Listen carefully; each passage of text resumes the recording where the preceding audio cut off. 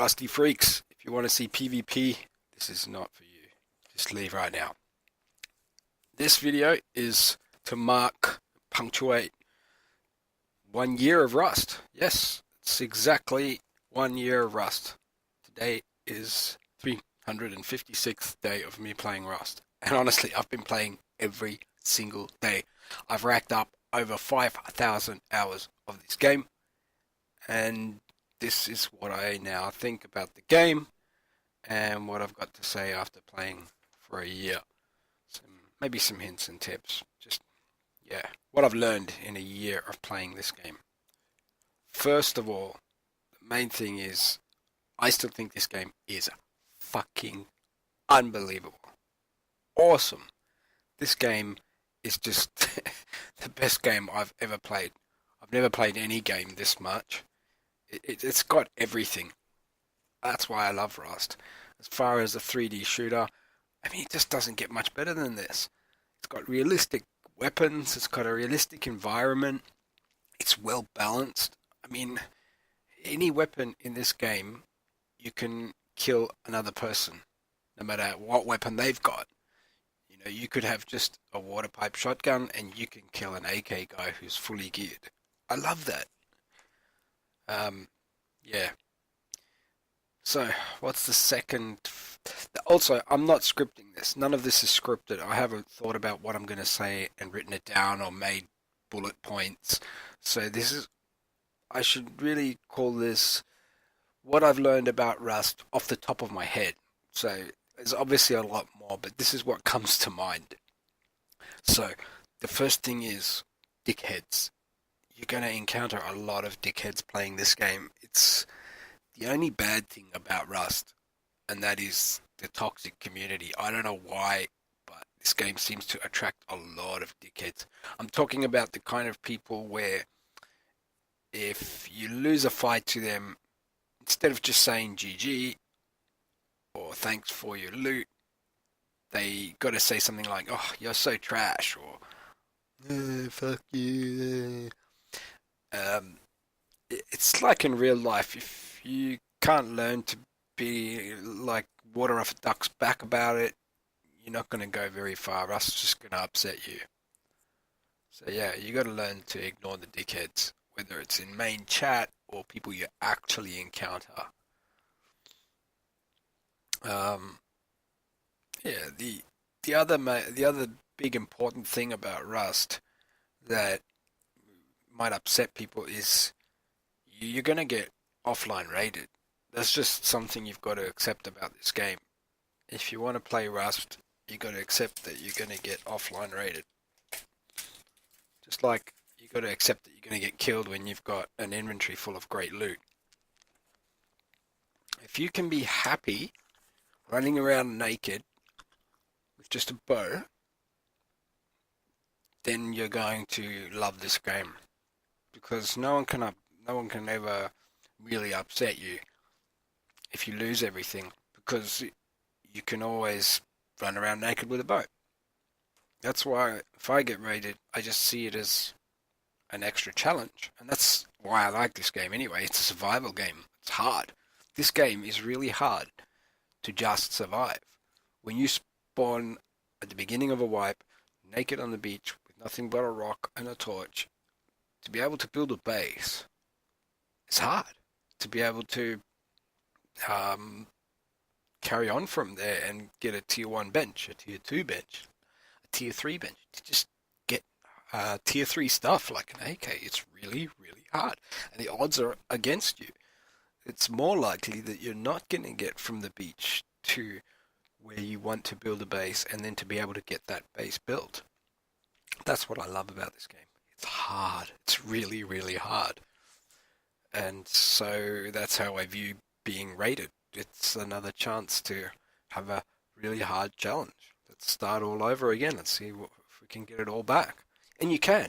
I mean, especially nowadays that there's a new building system with the decay, all it takes is stumbling across a base better than the base you had, and you can suddenly restock a brand new base with all the loot you found from the decayed base.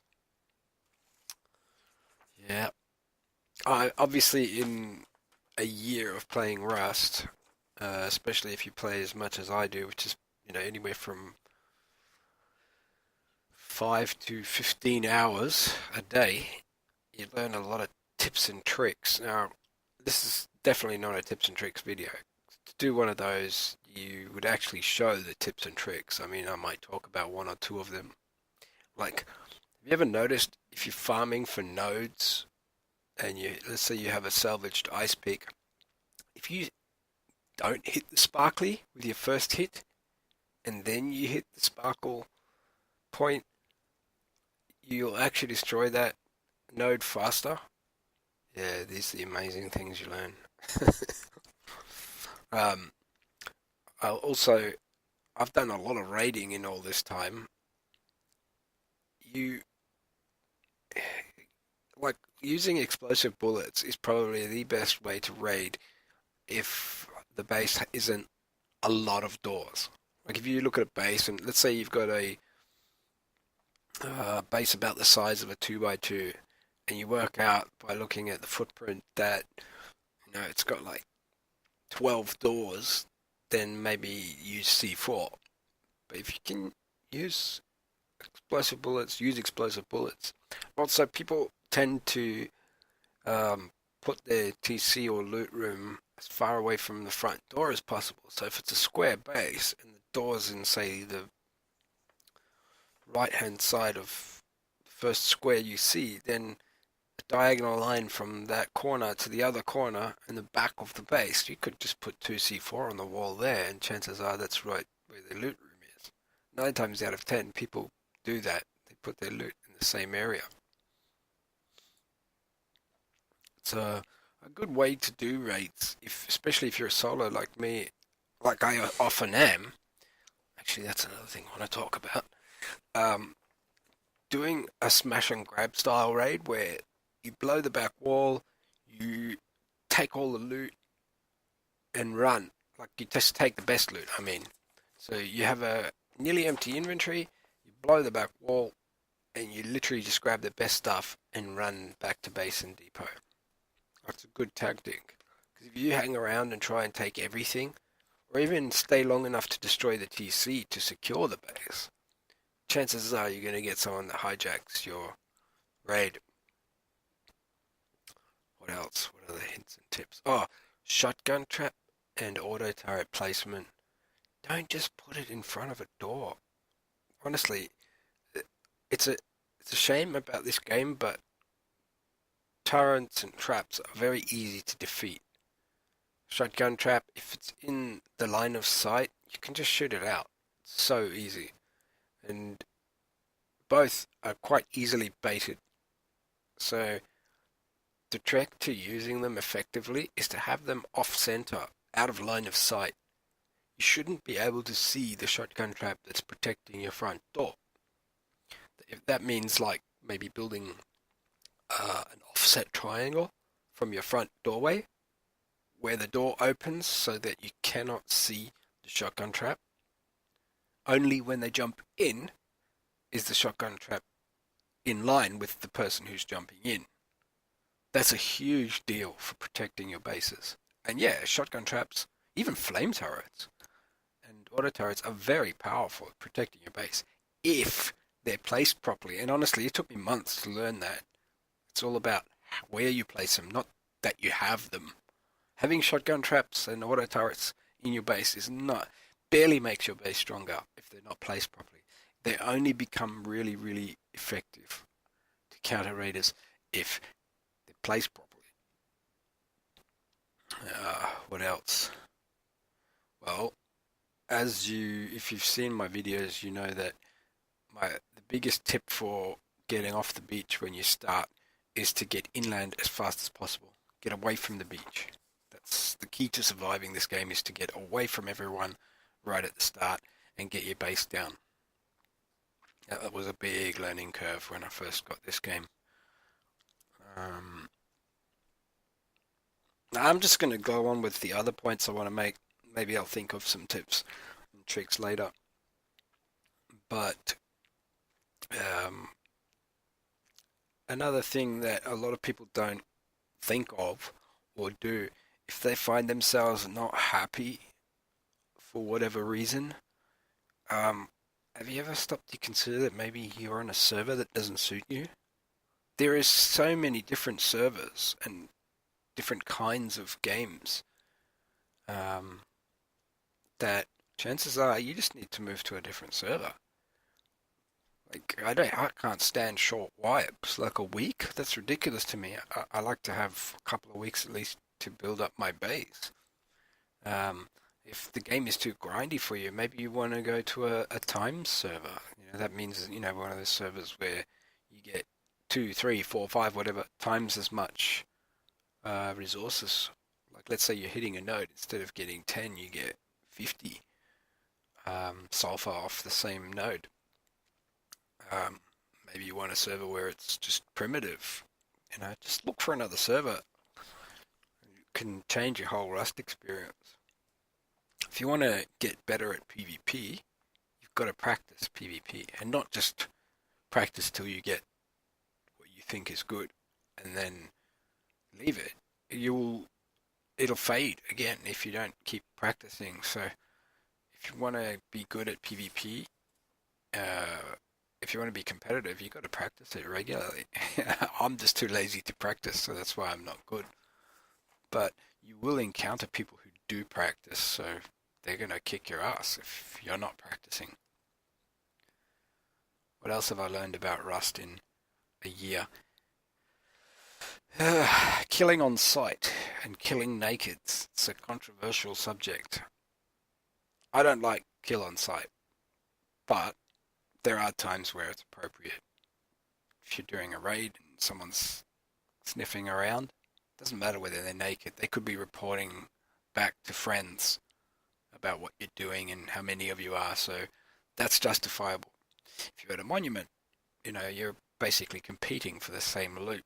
That makes sense. But other than that, I don't really like killing on sight.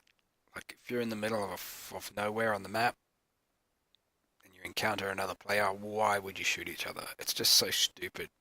If you were in a real survival situation, the only way humans survive is by cooperating. So just killing another human if you encountered them in the middle of nowhere makes no sense. It's just stupid. And really, if you just want to kill everyone you see, why don't you go play Counter-Strike or Fortnite? Actually any 3D shootout, go play that. Why would you come and play Rust, where it's such a complex game, where there's so many dimensions to it, and where collaborating is going to make you succeed faster? If that person you encounter in the forest, you stop and talk to them, you might trade blueprints with them. You might trade some resources they've got. They could help you a lot more in the future than you just getting the loot that they've got on them there and then. So yeah, just people who just kill on sight without even stopping to talk, that irks me. Killing nakeds. I used to be totally against it until enough nakeds like that I allowed to live tried to kill me or did kill me. So nowadays I'm completely okay with it, because nakeds will try to kill you. A lot of them will. Even people you try to help. That's why the number one thing people say about Rust is trust no one. Even people who are not naked necessarily, or people who you help out, will often try to betray you. So I'm fine with killing nakeds. What about offline raiding? That's a tough one. See, at the very start of this video, I said you're going to get offline raided. It's just a fact of Rust. Everyone says, "Oh, you offline raid, you pussy," blah, blah, blah. And it's seen as such a terrible thing. Yet, 99% of all raids are offline. Everyone does it. Every YouTuber offline raids. Every time I've been raided, it's offline. Honestly, I've only been online raided twice in all this time that I can remember. Maybe 3 times. But every other time, it's offline. It's how most raids are done. And, even as a solo player, Do you know how hard it is to do an online raid as a solo player? If you don't get instantly killed by hijackers or the people that are defending the base, then you might find they despawn the loot. So you've grinded away as a solo player to get enough explosives to do a raid. You've done the right thing, but you've tried to do the right thing by doing an online raid, and then the guys you're raiding just despawn their loot. And it's no wonder people offline raid. I think it's more of a thing that Facepunch needs to work on. If they don't want people doing offline raids, they've got to do something. They've got to change something in the game mechanics so that it's either impossible or, you know, yeah, it's people are gonna if it can be done, people are gonna do it. And honestly, it kind of makes sense too. I mean, a burglar doesn't wait for you to be home before they burgle your house. They're gonna wait for you to be gone. So I think it's just one of those things you have to think of as part of the game. Alright, well, I'm getting to that point where I can't think of anything else off the top of my head. After all this time, it's actually ironic that I haven't felt like playing Rust these last 2 days, because it's the first time that's ever happened. Um, and it's been a year. It might be because it coincided with both getting raided, the end of a wipe, and my shoulder hurting. But yeah, in all this time, I still love this game. I don't think that's going to change because the game is so varied. So many different dimensions to it. You've got base building, you can lay traps for people, you can ambush, you can team up with other people, you can focus on base building, you can focus on PvP. It's just every day is different. You've got a huge map, it's multiplayer. Every day, every encounter, every raid, it's always going to be different. And it's always like a giant treasure hunt. You never know what's in the next loot box. You never know what's in the next base you raid. Yeah, I don't see myself getting sick of this game anytime soon. Um, yeah, that's all I can think of. Thanks for everyone who's teamed up with me and shared this crazy Rust experience.